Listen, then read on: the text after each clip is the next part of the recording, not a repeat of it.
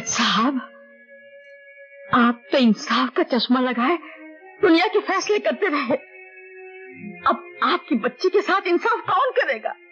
कहिए, बोलिए जज साहब, बोलिए, आपकी बच्ची के साथ इंसाफ कौन करेगा? संजय, संजय, हमारी नाजों की इज्जत लूट ली उन जालिमों ने, उन गुंडों ने।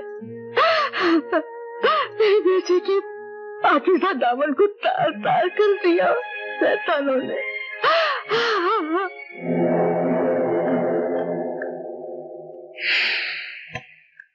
हेलो, संजय सिंह यार।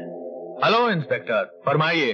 सेठ जगन्नाथ, मुझे वो बदकार दरिंदा चाहिए जिसने जज सैयद मुश्ताक अहमद की बेटी की इज्जत लूटी है। इसके बदले मुझे क्या मिलेगा? इसके बदले में मैं तुम्हें तुम्हारे कॉन्फिडेंशियल पेपर्स दे दूंगा। That's like a good boy। तो ठीक है, शाम को मिलते हैं, लेकिन याद रखना सिर्फ मैं और तुम। ठीक है।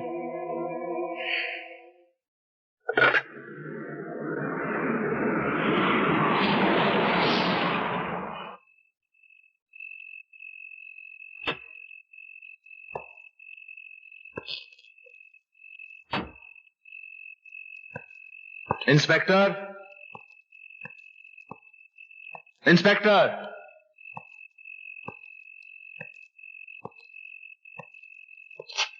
Inspector, inspector Sanjay Singh. Jagannath, revolver मेरे पास भी है। मेरे पेपर्स लाओ। मेरा मुजरिम। तुम्हारे मुजरिम की लाश मेरी गाड़ी में पड़ी है। लाश? मैंने तुम्हें उसे जिंदा लाने के लिए कहा था ताकि तुम मालूम कर सको कि जगन्नाथ क्या है।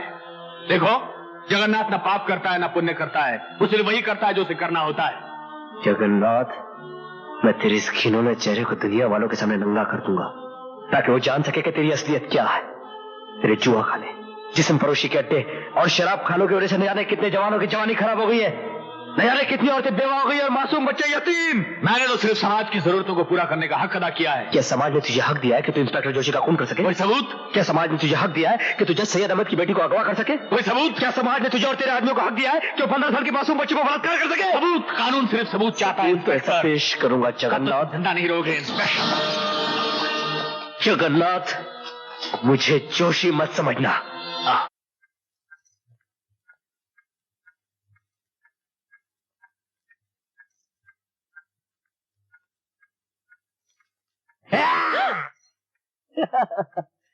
चोरों की तरह तू अंदर कैसे घुस आया? ऐसे ये कब बनवाई? डैडी कह रहे थे कि मैं वक्त बेवक्त अगर आप लोग को डिस्टर्ब करता रहता हूँ, इसलिए मैंने सोचा कि एक डुप्लीकेट बना लो। वाह, क्या मैं वाकई आप लोग को डिस्टर्ब करता हूँ? चल बच्चा, चल मैं खाना लगा दूँ। नहीं माँ, मैं सूर्य प्रताप क्या खा के आया।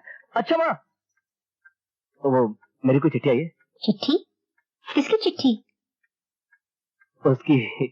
किसकी? उसकी। किसकी? सीधी तरह कहना, सोनम की। ये ले। माय डार्लिंग मामा। बड़ा हो गया लेकिन बचपना नहीं गया। डार्लिंग। जाने मन। मैं यहाँ खैरियत से हूँ। मैं भी यहाँ खैरियत। मुझे तुम्हारी बहुत याद आती है। मुझे भी तुम्हारी बहुत याद आती है। पहले कभी ऐसी हालत न थी। जाने मन,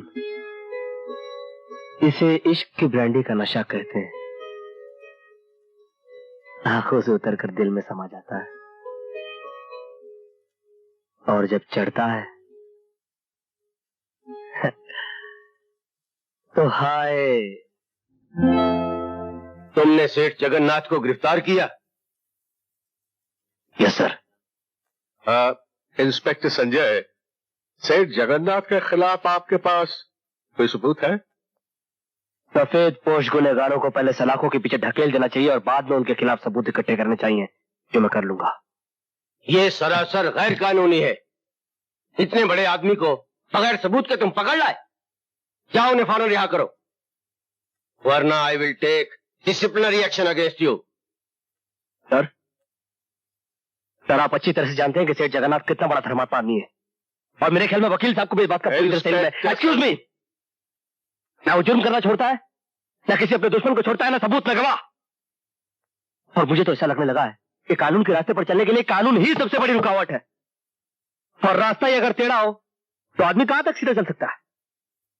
इसलिए मैंने फैसला किया कि मैं नौकरी छोड़ दूं, ताकि जिस दिन सेठ जगन्नाथ का अंतिम दिन आए उस दिन कानून भी उसे मेरे पंजे से बचा नहीं सके।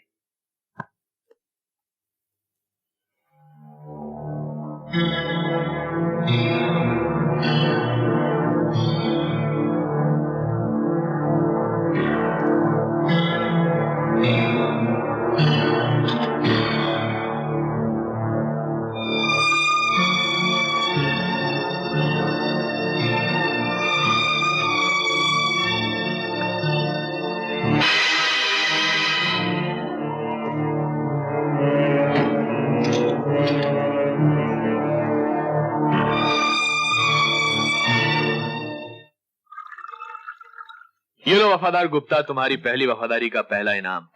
वफादारी करते रहोगे तो इनाम मिलते रहेंगे, वरना इनाम मिलते रहेंगे तो वफादारी होती रहेगी, वरना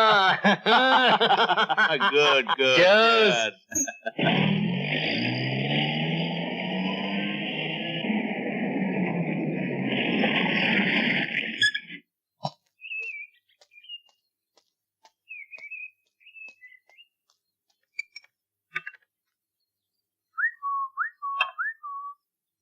सरकार ये आवाज तो सोनम पिछले की लगती है।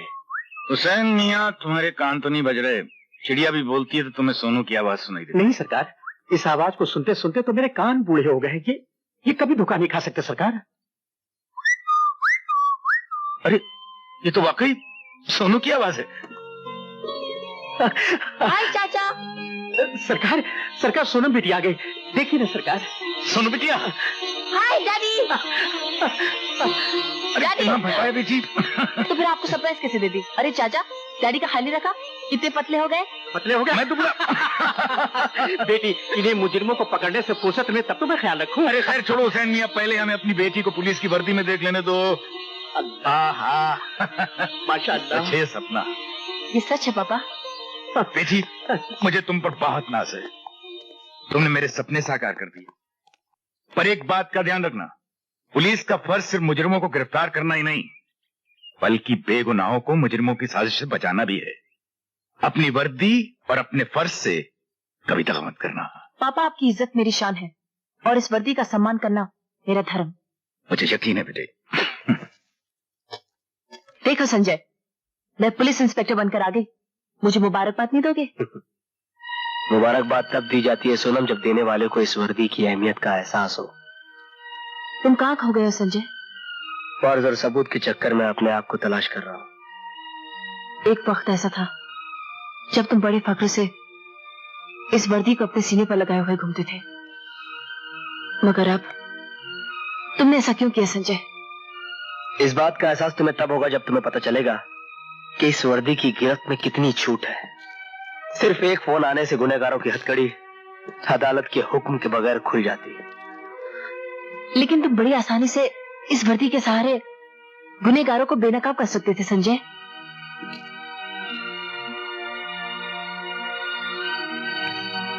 All the best.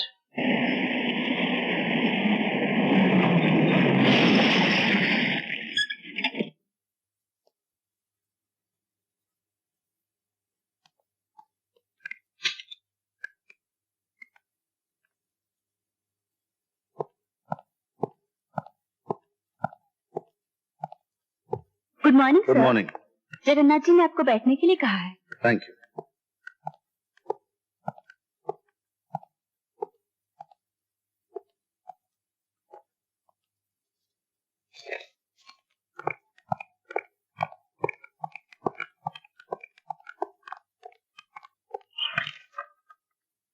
आप चाय पियेंगे या जाम? मैं जाम के लिए नहीं, काम के लिए आया। काम के लोगों के तो हम बहुत बड़े कदरदान हैं। वैसे काम से पहले हम तुम्हें सिर्फ इतना बता देना चाहते हैं कि जगन्नाथ न पाप करता है न पुण्य करता है, वो सिर्फ वही करता है जो उसे करना होता है।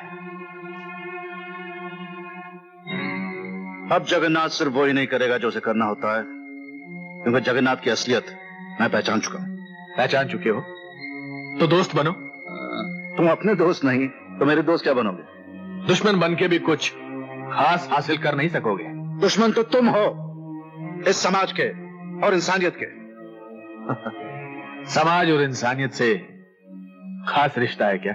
उसी रिश्ते के नाते मैं तुमसे कहने आया हूं कि सही रास्ते पे चलो जगन्नाथ, वरना तुम तुम्हारे गुनाहों के जाल में खुद फंस जाओगे और तुम बेगुनाह होकर भी बच नहीं सकोगे।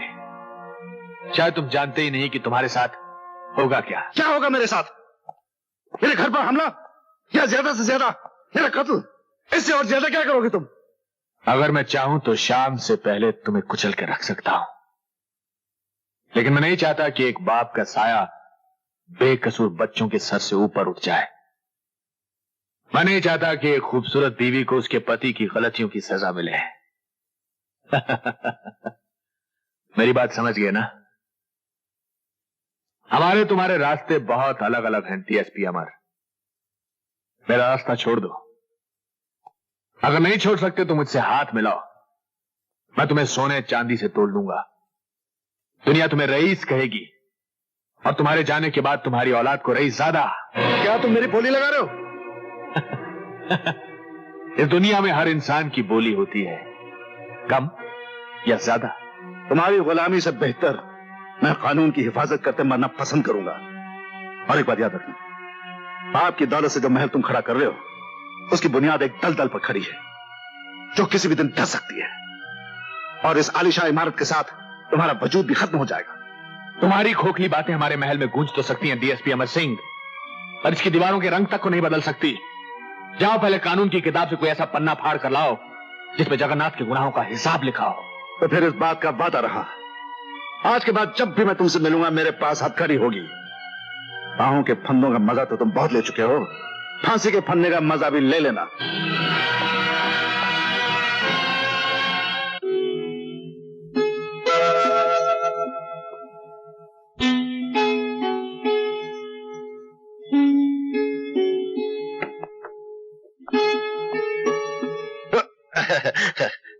अमर रहेगा तेरा सुहाग, ये मैं आशीर्वाद देता हूं।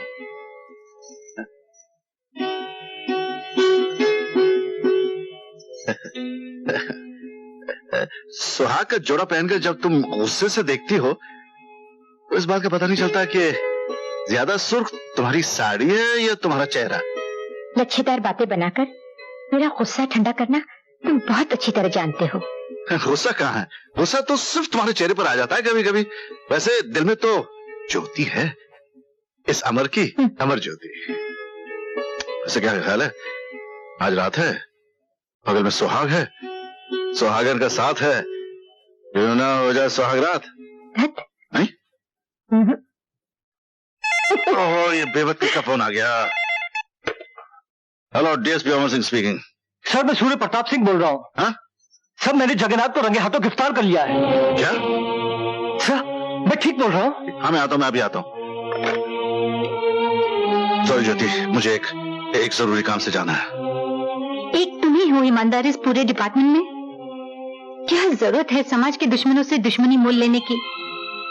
क्या करो कामनी, ये तो इस वर्दी का कर्ज है। मैं तो इंसाफ के लिए जी रहा हूँ, इंसाफ के लिए मर भी सकता हूँ। नहीं। अरे कामनी, मैं पुलिस ऑफिसर हूँ।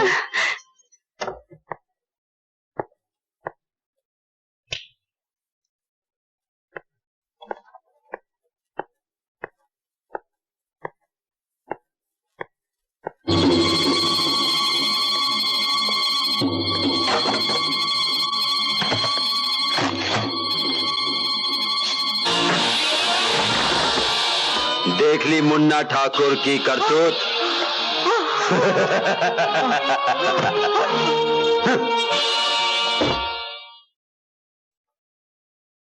अरे पापा यहाँ सोए हैं? मैं अभी पापा को जगाती हूँ। पापा को किसी करूंगी, पापा उठ जाएंगे। अरे पापा नहीं उठे। मम्मी मम्मी देखो पापा नहीं उठे। हाँ? सुनिए,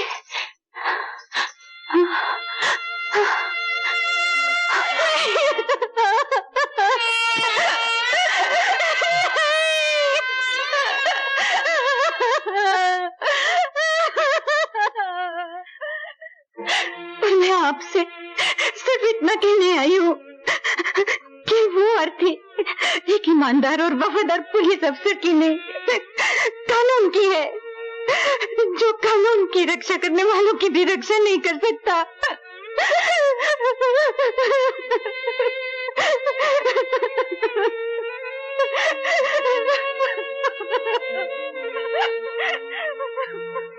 ऑब्जेक्शन माय लॉर्ड। अदालत में बयान और सबूत पेश किए जाते हैं। आंसुओं में डूबी हुई एक विधवा की कहानी सुनने में अदालत की कोई दिलचस्पी नहीं है। मेरे मुवक्किल मिस्टर जगन्नाथ के केस के साथ इस मौत का कोई ताल्लुक नहीं, कोई संबंध नहीं। इसलिए मैं दरख्वास्त करता हूं कि मेरे मुवक्किल को बाइज्जत रिहा किया जाए। गवाह इंस्पेक्टर सूर्य प्रताप सिंह की अचानक दुर्घटना में मृत्यु हो जाने की वजह से और सबूत पूरे न होने के कारण ये अदालत मिस्टर जगन्नाथ को बाइज्जत रिहा करती है। मिलॉर्ड, मुझे काइंड परमिशन, मैं अदालत से कुछ कहना चाहता हूं। Objection milord. अदालत के फैसले के खिलाफ कुछ भी कहना अदालत की तौहीन है। Objection overruled. थैंक यू मिलो। मैं कानून और अदालत की तहे दिल से इज्जत करता हूं, पर सच्चाई की आवाज को बयान करना अदालत की तौहीन नहीं है। आपको जो कुछ कहना है कटघरे में खड़े होकर कह सकते हैं। कटघरे में खड़े होने से कानून की आंखों पर जो पट्टी बंधी हुई है वो खुल तो नहीं सकती। मेरी आवाज तो आप भी सुन सकते हैं, जगन्नाथ भी सुन सकता है, जनता भी सुन सकती है।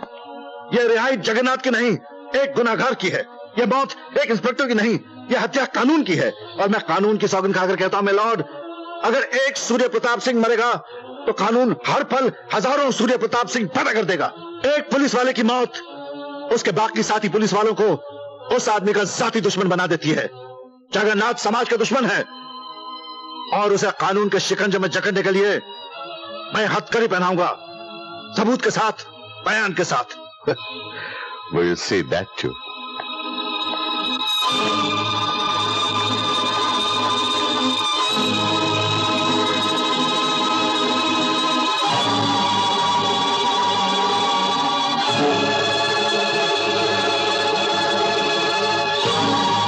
चिल्लाने से तुम्हारी आवाज इन कानून की दीवारों से टकरा कर गूंजेगी तो जरूर, पर जगन्नाथ का बाल भी बांका नहीं कर सकेगी।